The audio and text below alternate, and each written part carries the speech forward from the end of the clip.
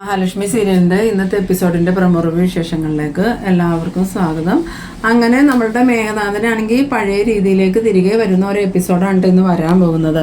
എന്തായാലും കണ്ണനും മഹാലക്ഷ്മിയും കുഞ്ഞിനെയും കൊണ്ട് വരുന്ന കാണുന്നതും കരുണയ്ക്ക് മനസ്സിലാവുന്നുണ്ട് കുഞ്ഞിനൊന്നും സംഭവിച്ചിട്ടില്ല എന്ന്. ഇതേസമയം ദുർഗയാണെങ്കിൽ കരുണയ്ക്ക് നിങ്ങൾ വന്നത് ഇഷ്ടപ്പെട്ടില്ല എന്നൊക്കെ പറഞ്ഞ് കരുണയെ നല്ല രീതിയിൽ തന്നെ കണ്ണൻ്റെ മഹാലക്ഷ്മിയുടെയും മുന്നിൽ വെച്ച് വഴുക്ക് പറയുമ്പം കരുണ പറയുന്നുണ്ട്, ഞാൻ ഇപ്പം പഴയ കരുണയൊന്നും അല്ല അമ്മേ, ഞാൻ ഒരുപാട് മാറി, നീ മാറുമൊന്നുമില്ല, നീ മാറണമെങ്കിൽ നീ വീണ്ടും ഒന്നും കൂടി ജനിക്കണം, എന്തായാലും നിന്നെ എനിക്ക് വിശ്വാസമൊന്നുമില്ല എന്ന് പറഞ്ഞ് ദേഷ്യപ്പെട്ടതും കരുണയാണെങ്കിൽ മുകളിലോട്ട് കയറി പോകുന്നുണ്ട്. കരുണ പോയി കഴിഞ്ഞതും കണ്ണൻ പറയുന്നുണ്ട്, അമ്മ എന്തിനാ ഏത് നേരം അവളിങ്ങനെ കുത്തി നോവിക്കുന്നത്, അവൾ എന്ത് തെറ്റ് ചെയ്താലും അവളുടെ വയറ്റിലുള്ള കുഞ്ഞ് തെറ്റൊന്നും ചെയ്തിട്ടില്ലല്ലോ എന്ന് പറയുമ്പോൾ ഈ ദുർഗ പറയുന്നുണ്ട്, മോനക്ക് അവളുടെ സ്വഭാവം അറിയില്ലാത്തതുകൊണ്ട് അവൾ ഒരിക്കലും നന്നാവാനൊന്നും പോകുന്നില്ല, പിന്നെ ഇനിയിപ്പോൾ അവൾക്കൊരു കുഞ്ഞ് ജനിച്ചാലും ഞാൻ ആ കുഞ്ഞിനെ എൻ്റെ പേരക്കിടാവായി കണ്ട് സ്നേഹിക്കുകയൊന്നുമില്ല, നിങ്ങളുടെ കുഞ്ഞിനോടുള്ള സ്നേഹമൊന്നും എനിക്ക് അതിനോട് ഉണ്ടാവുകയില്ല എന്ന്. ആ സമയത്ത് മഹാലക്ഷ്മി പറയുന്നുണ്ട്, എന്തായാലും കരുണയ്ക്ക് മാറാനുള്ള അവസരമൊക്കെ ഉണ്ടല്ലോ അമ്മയെന്ന്. അവൾ ചിലപ്പോൾ മാറിക്കാണുമെന്ന് പറയുമ്പം ദുർഗ പറയുന്നുണ്ട്, ഇല്ല മോളെ, ഇന്ന് വെളുപ്പിന് 4 മണിക്ക് അവൾ അലാറം വെച്ച് എഴുന്നേറ്റ് പൂജാമുറി കയറി പ്രാർത്ഥിക്കുന്നുണ്ടായിരുന്നു. ആ സമയത്ത് മഹാലക്ഷ്മിക്കാണെങ്കിൽ അത് വിശ്വസിക്കാനേ പറ്റുന്നില്ല. എന്നിട്ട് ദുർഗ പറയുന്നുണ്ട്, നിങ്ങൾക്ക് എന്തോ ആപത്ത് വന്നെന്ന് പ്രാർത്ഥിക്കാനാണ് അവൾ കയറിയത്, ഇന്നലെ കുഞ്ഞിനെ ആസ്പത്രിയിൽ കൊണ്ടുപോയ വിവരം അവൾ അറിഞ്ഞായിരുന്നല്ലോ, അപ്പോൾ കുഞ്ഞ് രക്ഷപ്പെടരുതെന്നായിരിക്കും അവൾ പ്രാർത്ഥിച്ചതെന്ന് പറയുമ്പോൾ മഹാലക്ഷ്മി പറയുന്നുണ്ട്, അവൾ എന്ത് പ്രാർത്ഥിച്ചാലും അത് നമുക്കല്ലേ അമ്മേ മനസ്സിലാവാല്ലാത്തേ ഉള്ളൂ, എന്തായാലും ദൈവങ്ങൾക്ക് അത് മനസ്സിലാവും, അതനുസരിച്ചുള്ള തിരിച്ചടി ദൈവങ്ങൾ അവൾക്ക് കൊടുക്കുകയും ചെയ്തോളും, അതുകൊണ്ട് അമ്മ അതും പറഞ്ഞ് അവളുടെ അടുത്ത് വഴിക്കിനൊന്നും പോകണ്ടെന്ന്. പിന്നീട് കാണിക്കുന്നത് നമ്മളുടെ കരുണയാണെങ്കിൽ റൂമിൽ ചെന്നതും കരുണയ്ക്ക് ഭയങ്കര ദേഷ്യം വരുന്നുണ്ട്. ഇത് പ്രതീക്ഷിച്ചിരുന്നത് ആ കുഞ്ഞിനൊന്നും സംഭവിക്കില്ല എന്നായിരുന്നു എൻ്റെ പ്രതീക്ഷ, അതുപോലെ തന്നെ സംഭവിച്ചു, ഇനി അച്ഛനെ ഒന്ന് കാണണം, അച്ഛനോട് 4 വർത്താനം പറയണം, എന്നെ ഇങ്ങനെ ആവശ്യമില്ലാതെ മോഹിപ്പിക്കണം, എന്തിനാന്ന് ചോദിക്കണം, എന്തായാലും ഇപ്പോൾ തന്നെ ഫോൺ ചെയ്ത് അച്ഛനോട് 4 വർത്താനം പറയാമെന്ന് പറഞ്ഞ് കരുണ ഫോൺ എടുത്ത് വിളിക്കുന്നുണ്ട്. ഇതേ സമയം നമ്മളുടെ പ്രതാപനാണെങ്കിൽ ഉണ്ണിയോട് പറയുന്നുണ്ട്, ഈ നേരമായിട്ട് മോളുടെ കോളൊന്നും വന്നില്ലല്ലോ, കുഞ്ഞിനെ ഇന്നലെ രാത്രി ആസ്പത്രിയിൽ കൊണ്ടുപോയതല്ലേ, ഈ നേരം കൊണ്ട് എന്തെങ്കിലും സംഭവിക്കണ്ടേ എന്ന് പറയുമ്പോൾ ഉണ്ണി പറയുന്നുണ്ട്, അങ്ങനെ എന്തെങ്കിലും സംഭവിച്ചിരുന്നെങ്കിൽ ഇപ്പോൾ കരുണ വിളിച്ചേനെ, ഇതുവരെയും കരുണ വിളിച്ചിട്ടില്ലല്ലോ, അപ്പോൾ തന്നെ നമുക്ക് മനസ്സിലാക്കാമല്ലോ കുഞ്ഞിനൊന്നും സംഭവിച്ചിട്ടില്ല എന്ന്. അതുമാത്രമല്ല അത് കണ്ണൻ്റെയും മഹാലക്ഷ്മിയുടെയും കുഞ്ഞ്, ആ മഹാലക്ഷ്മിയെ കൊല്ലാനായിട്ട് നമ്മൾ എത്ര പ്രാവശ്യം പ്ലാൻ ചെയ്തു, എന്നിട്ട് എന്തെങ്കിലും നടന്നോ, ഇതിപ്പോൾ അവരുടെ 2 പേരുടെയും കൂടി കുഞ്ഞാകുമ്പോൾ ആ കുഞ്ഞിനൊന്നും സംഭവിക്കാൻ സാധ്യതയില്ല. അന്നേരം പ്രതാപം പറയുന്നുണ്ട്, ഇതങ്ങനെയൊന്നും അല്ലടാ, ഈ പ്രാവശ്യം നമ്മൾ ലക്ഷ്യം കാണും, അത്രയ്ക്കും ഒരു വീര്യം കൂടിയ വിഷം ആ കുഞ്ഞിൻ്റെ ശരീരത്തിൽ ചെന്നേക്കണേ, ഞാനാണെങ്കിൽ അവനെ വിളിച്ചിട്ട് അവൻ ഫോൺ എടുക്കണില്ല എന്നൊക്കെ പറഞ്ഞ് നിൽക്കുന്ന സമയത്താണ് ഈ കരുണയുടെ കോള് വരുന്നത്. ഫോൺ ബെല്ലടിച്ചതും ഈ പ്രതാപനാണെങ്കിൽ സന്തോഷത്തോടു കൂടിയാണ് മോള് വിളിക്കുന്നുണ്ടെന്ന് പറഞ്ഞ് ഫോൺ എടുക്കുന്നത്. കോൾ അറ്റൻഡ് ചെയ്തും എന്തായി മോളെ, കുഞ്ഞിൻ്റെ കാര്യം തീരുമാനമായോ എന്ന് ചോദിക്കുമ്പം കുഞ്ഞിൻ്റെ കാര്യമല്ല ഇപ്പോൾ തീരുമാനമായേക്കണം, മിക്കവാറും എൻ്റെ കാര്യത്തിലൊരു തീരുമാനമാവുന്ന സമയത്ത് പ്രതാപൻ ചോദിക്കുന്നുണ്ട്, മോളെന്താ ഇങ്ങനെയൊക്കെ പറയണേ, കുഞ്ഞിനെന്താ സംഭവിച്ചതെന്ന് ചോദിക്കുമ്പോൾ കുഞ്ഞിനൊന്നും സംഭവിച്ചിട്ടില്ല, ആ ലക്ഷ്മിയും കണ്ണനും കുഞ്ഞുമായിട്ട് ഇവിടെ കമലേശ്വരത്ത് വന്നിട്ടുണ്ട്, കുഞ്ഞിനെ അമ്മയെ കാണിക്കാൻ വേണ്ടി വന്നതാ, എന്നിട്ട് നീ കുഞ്ഞിനെ കണ്ടില്ലേ എന്ന് ചോദിക്കുമ്പോൾ ഞാൻ കുഞ്ഞിനെ കണ്ടു, കുഞ്ഞിനൊന്നും ഒരു കുഴപ്പമില്ല എന്ന് പറയണത്. ആ സമയത്ത് പ്രതാപം പറയുന്നുണ്ട്, ചിലപ്പോൾ കുറച്ച് നേരം കഴിഞ്ഞിട്ടായിരിക്കും കുഞ്ഞിന് പ്രശ്നം വന്നേന്ന് പറയുമ്പോൾ ആ കുഞ്ഞിന് ഒരു പ്രശ്നമല്ല, ഞാൻ ലക്ഷ്മിയോട് ചോദിച്ചു, അപ്പോൾ ലക്ഷ്മി പറഞ്ഞത് ആസ്പത്രിയിൽ കൊണ്ടുപോയി ഡോക്ടർ പരിശോധിച്ചിട്ട് പറഞ്ഞത് പാല് കുടിച്ചത് അധികമായി പോയതുകൊണ്ടുള്ള ബുദ്ധിമുട്ടാണ് കുഞ്ഞിനുണ്ടായെന്ന്, അല്ലാതെ വിഷം ചെന്നതായിട്ടൊന്നും അവർ പറഞ്ഞിട്ടില്ല എന്ന്. ആ സമയത്ത് പ്രതാപം പറയുന്നുണ്ട്, അതെങ്ങനെ സംഭവിച്ചു മോളെ, ആ കുഞ്ഞിൻ്റെ ശരീരത്തിൽ നല്ല വിഷം ചെന്നതാലോ എന്ന്. ആ സമയത്ത് കരുണ പറയുന്നുണ്ട്, എന്തായാലും അത് ആ മഹാലക്ഷ്മിയുടെയും കണ്ണൻ്റെയും കുഞ്ഞല്ലേ, ഇനിയിപ്പോൾ ആ കുഞ്ഞിനെയും ദൈവിക ശക്തി ഉണ്ടോയെന്ന് ആർക്കറിയാമെന്ന്. അന്നേരം പ്രതാപം പറയുന്നുണ്ട്, അത് പറയാൻ പറ്റില്ല മോളെ, ആദ്യം തന്നെ മോളുടെ മുത്തശ്ശിക്ക് സംശയം ഉണ്ടായിരുന്നു, ഇനി ആ കുഞ്ഞും ദൈവത്തിൻ്റെ വലിയ അവതാരമാണോന്ന്. എന്തായാലും ഞാൻ അങ്ങോട്ട് വരട്ടെ, ബാക്കിയുള്ളത് ഞാൻ അച്ഛന് നേരിട്ട് തന്നെ പറയാം, എനിക്ക് ഇതുപോലെ ആശ തന്നിട്ട് എന്നെ ഇങ്ങനെ സങ്കടപ്പെടുത്തണ്ടായിരുന്നു അച്ഛാന്ന് പറയുമ്പോൾ പ്രതാപം പറയുന്നുണ്ട്, അതിന് ഇനിയും സമയമുണ്ടല്ലോ മോളെ, നമുക്ക് വേറെ എന്തെങ്കിലും വഴി നോക്കാമെന്ന്. അങ്ങനെ കരുണ ഫോൺ വയ്ക്കുന്നുണ്ട്. പിന്നീട് കാണിക്കുന്നത് നമ്മളുടെ ദുർഗയാണെങ്കിൽ കുഞ്ഞിനെ ഇങ്ങനെ ഇരുന്ന് താലോലിച്ചുകൊണ്ടിരിക്കുകയാണ്. ആ സമയത്ത് കണ്ണൻ മഹാലക്ഷ്മിയോട് പറയുന്നുണ്ട്, തനിക്കിപ്പോൾ എന്തെങ്കിലും തോന്നുന്നുണ്ടോ എന്ന് ചോദിച്ചതും എന്ത് തോന്നാനാ കണ്ണേട്ടാ, അമ്മ ശരിക്കും മാറിയെന്ന് തന്നെ എൻ്റെ വിശ്വാസം എന്ന് പറയുമ്പം കണ്ണൻ പറയുന്നുണ്ട്, അത് ശരിയാണോ, അമ്മ ഇപ്പോൾ പഴയ അമ്മയൊന്നുമല്ല, ഇപ്പം നമ്മളുടെ കുഞ്ഞിനെയൊക്കെ വലിയ കാര്യം, ഇനി അമ്മയ്ക്ക് ഒരിക്കലും പഴയതുപോലെ ഒന്നും ആവാൻ പറ്റില്ല എന്ന്. അങ്ങനെ ഈ ദുർഗ കുഞ്ഞിനെ ഓമനിച്ചുകൊണ്ടിരിക്കുന്ന സമയത്ത് കരുണ അങ്ങോട്ട് ഇറങ്ങി വരുന്നുണ്ട്. കരുണയ്ക്കാണെങ്കിൽ ഇത് കാണുമ്പോൾ നല്ല ദേഷ്യം വരുന്നുണ്ട്. എന്തായാലും എൻ്റെ അച്ഛനെയും മുത്തശ്ശിയും പറഞ്ഞാൽ മതിയല്ലോ, അവരിങ്ങനെ ഓരോന്ന് പറഞ്ഞ് എന്നെ ആശിപ്പിക്കൽ മാത്രമേ ഉള്ളൂ, അവസാനം എനിക്ക് സങ്കടവും അവർക്ക് സന്തോഷവും ഉണ്ടാവണേന്ന്. അങ്ങനെ ദുർഗ നോക്കുമ്പം ഈ കരുണ ഇങ്ങനെ നോക്കി നിൽക്കണ കാണുന്നുണ്ട്. എന്നിട്ട് ദുർഗ ചോദിക്കുന്നുണ്ട്, നീ എന്താടി ഇങ്ങനെ നോക്കി നിൽക്കണേന്ന് ചോദിക്കുമ്പോൾ ഒന്നുമില്ലാമേ, ഞാൻ കുഞ്ഞിനെ കാണുമായിരുന്നു എന്ന്. ആ സമയത്ത് കണ്ണനും മഹാലക്ഷ്മി അങ്ങോട്ട് വരുന്നുണ്ട്. അപ്പോൾ ഈ കരുണ ബാഗൊക്കെ തൂക്കി നിൽക്കണ കാണുമ്പോൾ മഹാലക്ഷ്മി ചോദിക്കുന്നുണ്ട്, നീ ഇപ്പോൾ ഇത് എവിടെ പോവാന്ന് ചോദിക്കുമ്പോൾ കരുണ പറയുന്നുണ്ട്, ഉണ്ണിയേട്ടൻ അവിടെ ഒറ്റയ്ക്കല്ലേ, ഞാൻ ഉണ്ണിയേട്ടൻ്റെ അടുത്തേക്ക് പോവാം. പിന്നെ നീ എന്തിനാണ് ഇങ്ങോട്ട് വന്നതെന്ന് ചോദിക്കുമ്പം അത് ഡ്രസ്സൊക്കെ എടുക്കാനുണ്ടായിരുന്നു, അതുകൊണ്ട് ഞാൻ വന്നതാ. എന്തായാലും ഞാൻ പോട്ടെ, ഉണ്ണിയേട്ടന് ഒരുപാട് സമയമൊന്നും ഒറ്റയ്ക്ക് ഇരുത്താൻ പറ്റില്ല. അത് മാത്രമല്ല ഉണ്ണിയേട്ടന് മരുന്നൊക്കെ ഉണ്ട്, അതൊക്കെ കൃത്യസമയത്തിന് കൊടുക്കണം എന്ന് പറയുമ്പോൾ കണ്ണൻ ചോദിക്കുന്നുണ്ട്, നിനക്ക് ഇപ്പം തന്നെ പോകണോ, കുറച്ച് കഴിഞ്ഞ് പോയാൽ പോരെയെന്ന് ചോദിക്കുമ്പോൾ ദുർഗ പറയുന്നുണ്ട്, എന്തായാലും മോളിവിടെ ഉള്ള സ്ഥിതിക്ക് അവൾ പോയിക്കോട്ടെ, അവളിവിടെ നിൽക്കാതിരിക്കണേ നല്ലത്.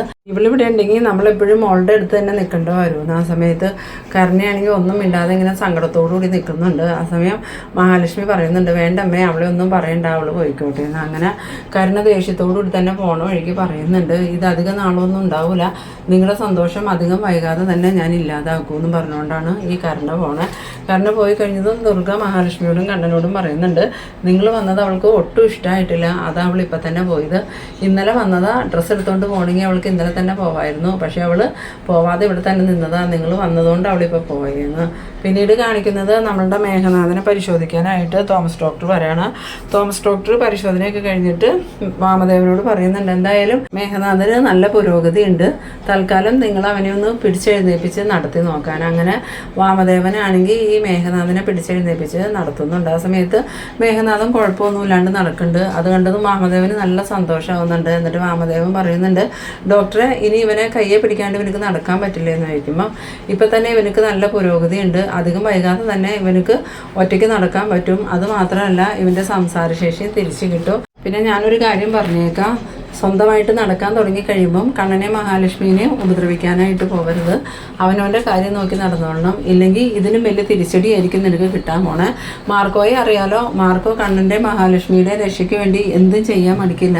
കണ്ണനെ അവൻ സ്വന്തം ചേട്ടനെ കൂട്ടും മഹാലക്ഷ്മിയെ സ്വന്തം സഹോദരിയായിട്ടോ കാണണേ. അതുകൊണ്ട് അവരുടെ ജീവിതത്തിലേക്ക് കടന്നു കയറാൻ ശ്രമിച്ചിട്ടുണ്ടെങ്കിൽ ഇതുപോലെ തന്നെ തിരിച്ചടി കിട്ടി ഇവിടെ വന്ന് കിടക്കേണ്ട വരുമെന്ന്.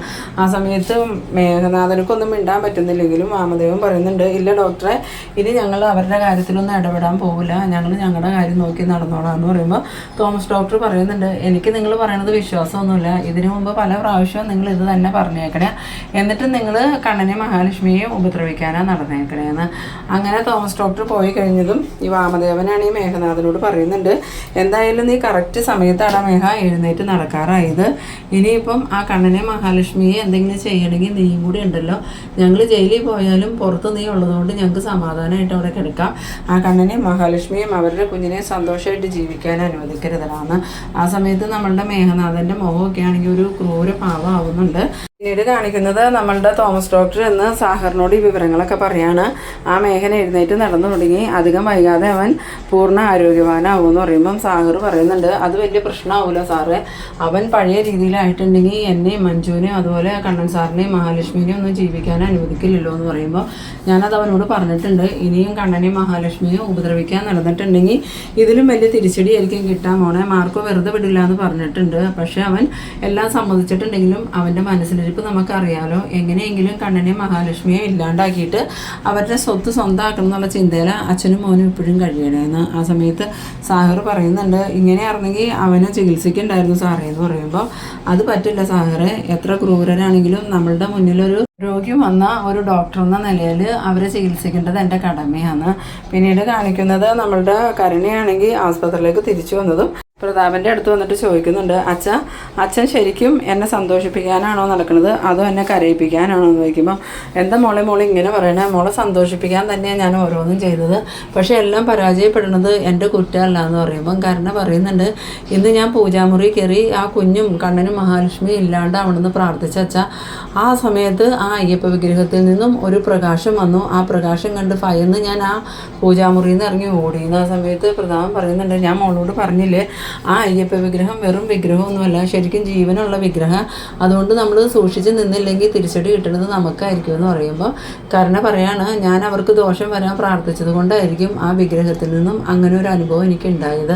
ആ സമയത്ത് ഉണ്ണി പറയുന്നുണ്ട്, ഇതിനു മുമ്പ് പല പ്രാവശ്യം ആ വിഗ്രഹത്തിന് ശക്തി ഉണ്ടെന്ന് നമുക്ക് മനസ്സിലായതല്ലേ, ഒരിക്കൽ നീയും ഞാനും ചേർന്നല്ലേ ആ വിഗ്രഹം എടുത്തുകൊണ്ട് ഈ പുഴയിൽ എറിഞ്ഞത്, എന്നിട്ട് പിറ്റേ ദിവസം രാവിലെ തന്നെ ആ വിഗ്രഹം വീട്ടിലെത്തിയില്ലേ, അതുപോലെ തന്നെ നിൻ്റെ അച്ഛനും മുത്തശ്ശിയും ഒരിക്കൽ ആ വിഗ്രഹം എടുത്ത് കളയാൻ പോയതല്ലേ, അന്നും ഇതുപോലെ തന്നെയല്ലേ സംഭവിച്ചത്. ആ വിഗ്രഹം തിരിച്ചു വന്നില്ലേ? അപ്പോൾ നിനക്കറിയില്ലേ ആ വിഗ്രഹത്തിൽ എന്തോ ശക്തി ഉണ്ടെന്ന്? പിന്നെ എന്തിനാ നീ ആ വിഗ്രഹത്തിൻ്റെ മുന്നിൽ പോയി നിന്ന് പ്രാർത്ഥിക്കാൻ പോയെന്ന് ചോദിക്കുമ്പോൾ, അതല്ല ഉണ്ണിയേട്ടാ, ആ മഹാലക്ഷ്മി ആ വിഗ്രഹത്തിൻ്റെ മുന്നിൽ നിന്ന് പ്രാർത്ഥിച്ചിട്ടാണല്ലോ അവൾക്ക് എല്ലാ സൗഭാഗ്യങ്ങളും ഉണ്ടായത്. അപ്പം ഞാൻ പ്രാർത്ഥിച്ചാൽ എനിക്കും അതുപോലെ സൗഭാഗ്യം ഉണ്ടാവുമെന്നാണ് ഞാൻ വിചാരിച്ചതെന്ന് പറയുമ്പോൾ ഉണ്ണി പറയുന്നുണ്ട്, അതിന് മഹാലക്ഷ്മി പ്രാർത്ഥിക്കുന്നത് മറ്റുള്ളവർ നശിക്കണമെന്നും പറഞ്ഞല്ലല്ലോ, പക്ഷെ നീ അങ്ങനെയല്ലല്ലോ, മറ്റുള്ളവർ നശിക്കണമെന്നും പറഞ്ഞല്ലേ പ്രാർത്ഥിക്കുന്നത്. ഏതെങ്കിലും ദൈവങ്ങൾക്ക് ഇഷ്ടമാകുമോയെന്ന്. ആ സമയം പ്രതാപൻ പറയുന്നുണ്ട്, ദൈവങ്ങളുടെ ഇഷ്ടം നോക്കിയിട്ടൊന്നും ഒരു കാര്യമില്ല, എത്രയും പെട്ടെന്ന് ആ മഹാലക്ഷ്മിയെയും കണ്ണനെയും കുഞ്ഞിനെയും ഇല്ലാതാക്കണം. ആ സമയത്ത് ഉണ്ണി പറയുന്നുണ്ട്, എന്തായാലും മേഘേട്ടൻ ഇപ്പോൾ എഴുന്നേറ്റ് നടക്കാറായല്ലോ, അധികം വൈകാതെ തന്നെ മേഘേട്ടൻ പഴയ പടിയാവും, മേഘേട്ടനും ഞാനും കൂടെ ചേർന്ന് അവർക്കുള്ള പണി കൊടുത്തോളാണ്.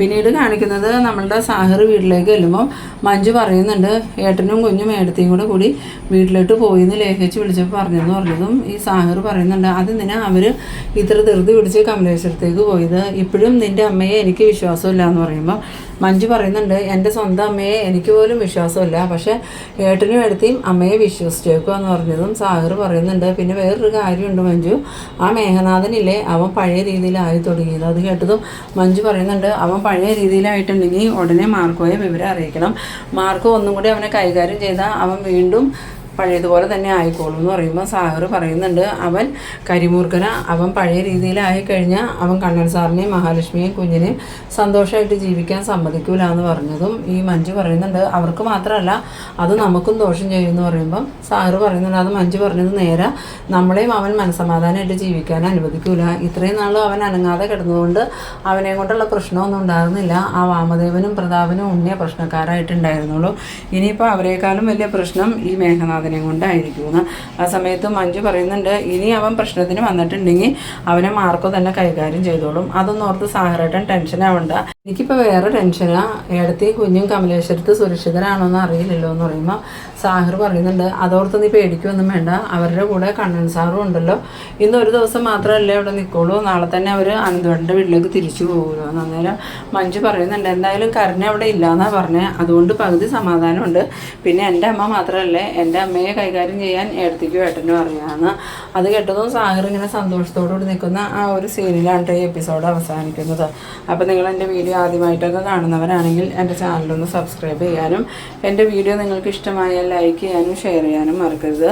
അപ്പോൾ ഇതുപോലെ ഇൻട്രസ്റ്റിംഗ് ആയിട്ടുള്ള അടുത്തൊരു എപ്പിസോഡുമായി വീണ്ടും കാണാം. അതുവരെയൊക്കെ ബൈ.